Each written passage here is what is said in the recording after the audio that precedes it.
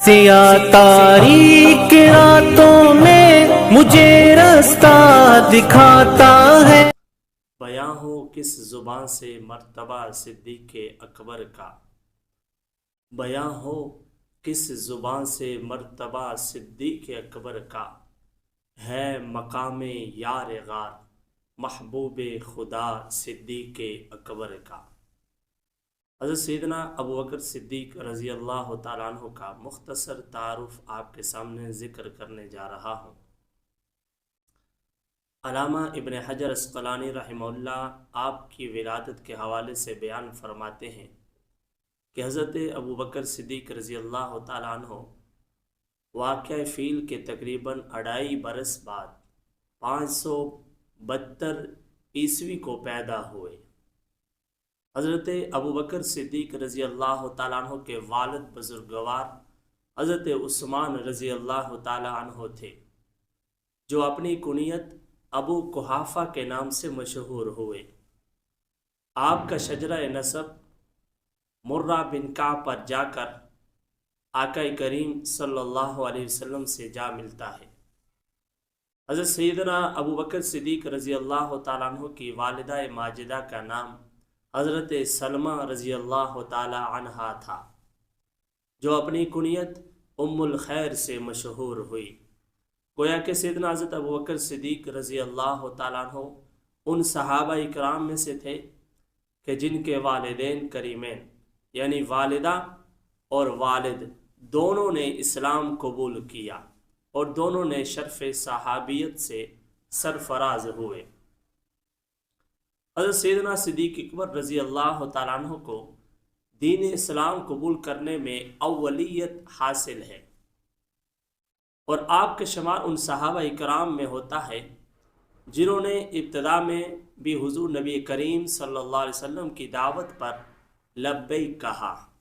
آج بھی لوگ لبیک کہتے ہیں، میں ان کو بھی سلام کرتا ہوں، لیکن اس وقت کہ جنہوں نے تیر تلوار سب کچھ سامنے نظر آنے کے باوجود لبیک کہا تھا، ان میں سیدنا صدیق اکبر رضی اللہ تعالیٰ عنہ صف اول کا کردار ادا کرتے رہے۔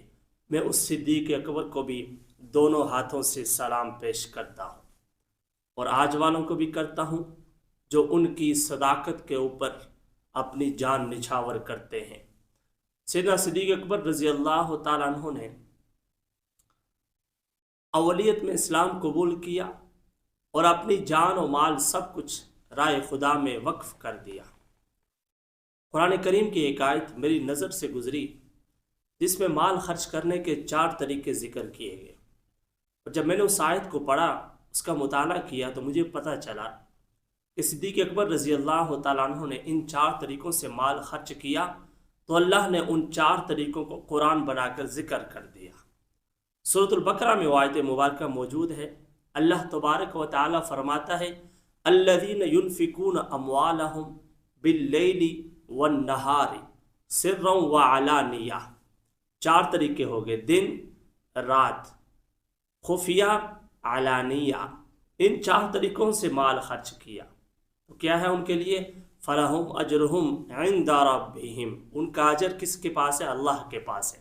اور وہ شخص وہ ہے کہ ولا خوف علیہم ولا ہم یحزنون، کہ نہ تو اس پر کوئی خوف ہوگا اور نہ ہی وہ غمگین ہوگا۔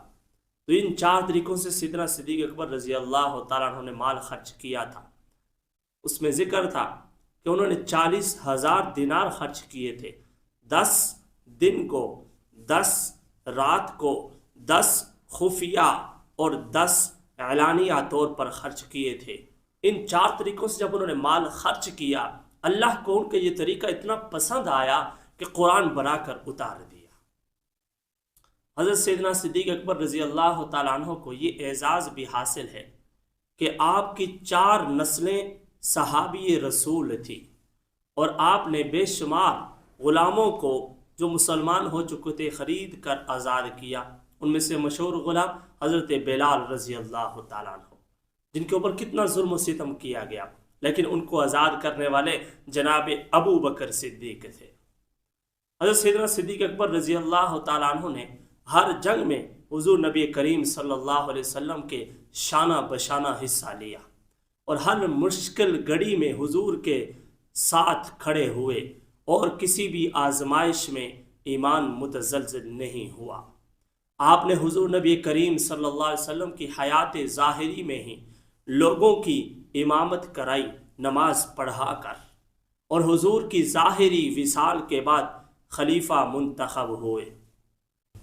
کسی نے صدیق اکبر رضی اللہ تعالیٰ عنہ کے اس منصب کو خراج عقیدت پیش کرتے ہوئے یوں فرمایا کہ پہلا مددگار وہ پہلا صحابی، پہلا مددگار وہ پہلا صحابی، نبی نے جسے ہر قدم پہ دعا دی، وہ افضل بشر بعد از انبیاء ہے، وہ جانے صداقت وہ جانے وفا ہے، فرشتے اسی کی اداؤں پہ عاشق، اسی کی نمازوں دعاؤں پہ عاشق، صحابی وہ ایسا اماموں سے اعلیٰ، محمد سے ہر دم وفا کرنے والا، اس صدیق اکبر کہ جس کا لقب ہے وہ پہلا خلیفہ وہ پہلا عرب، وہ پہلا خلیفہ وہ پہلا عرب۔